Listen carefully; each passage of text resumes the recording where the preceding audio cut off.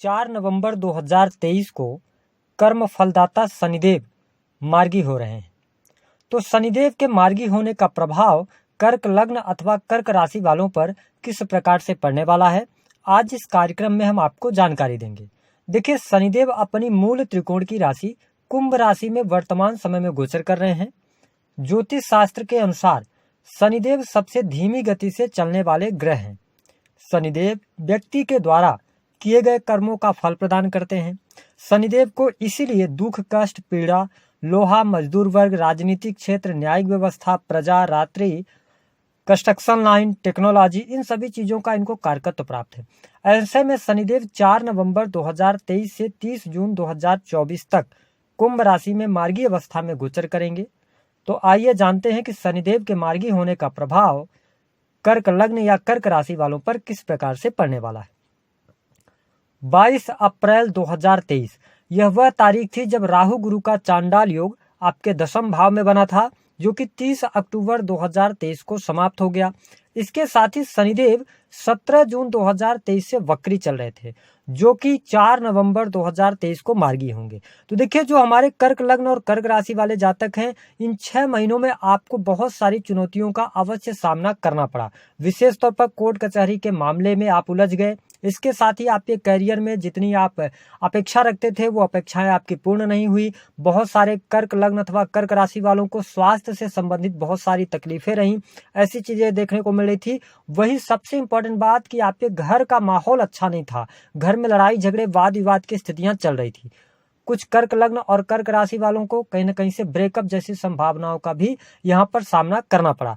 ऐसे में जब शनिदेव मार्गी हो रहे हैं, तो आइए जानते हैं कि आपके लिए 30 जून 2024 तक किस प्रकार के ये परिणाम देंगे।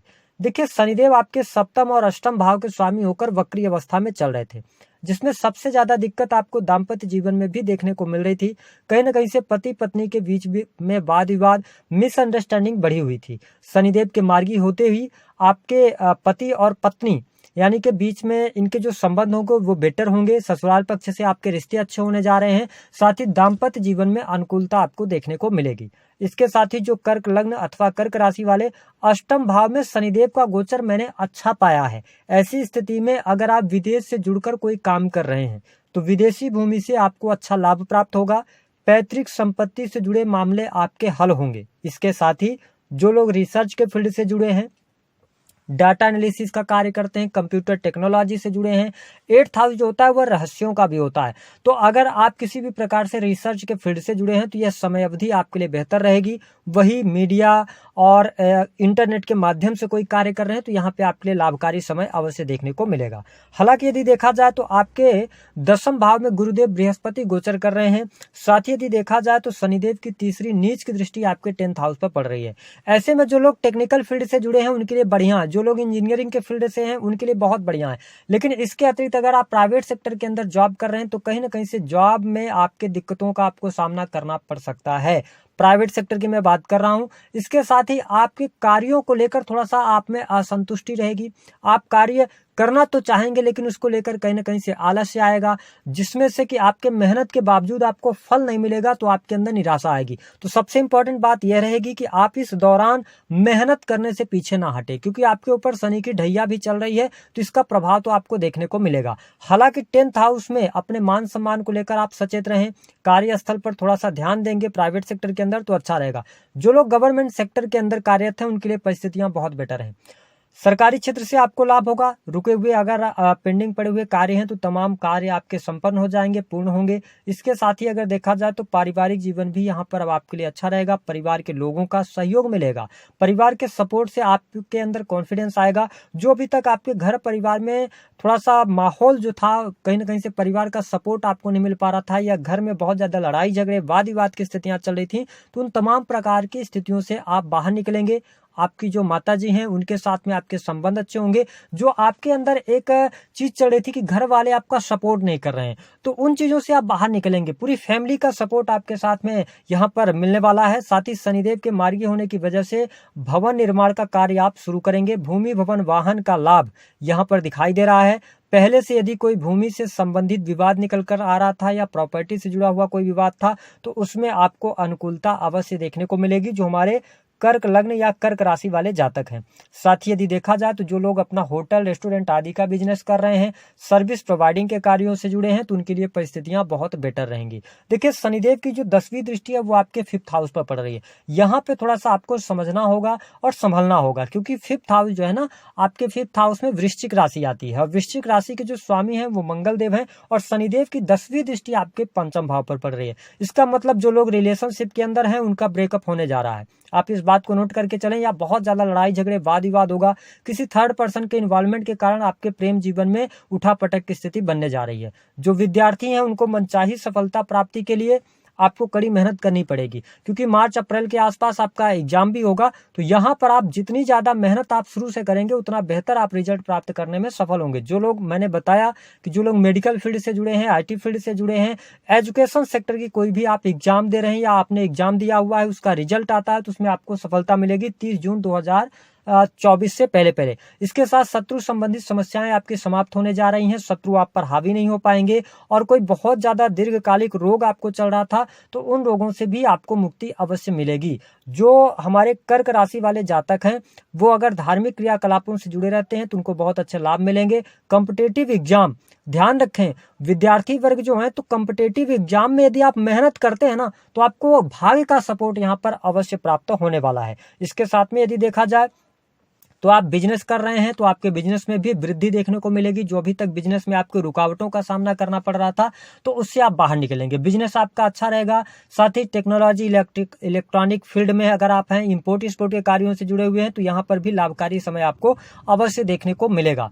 हालांकि धन की अगर हम बात करें तो जो धन को लेकर समस्याएं आपके जीवन में चल रही थी, जो लगातार खर्चे आपके बने हुए थे, उन खर्चों से आप बाहर जरूर निकलेंगे, यानी कि खर्चों में कमी आपके देखने को मिलेगी। कोर्ट कचहरी आदि के मामले में थोड़ा सा आप सावधानी पूर्वक आगे बढ़ेंगे तो आपके लिए ज्यादा बेहतरीन रहेगा।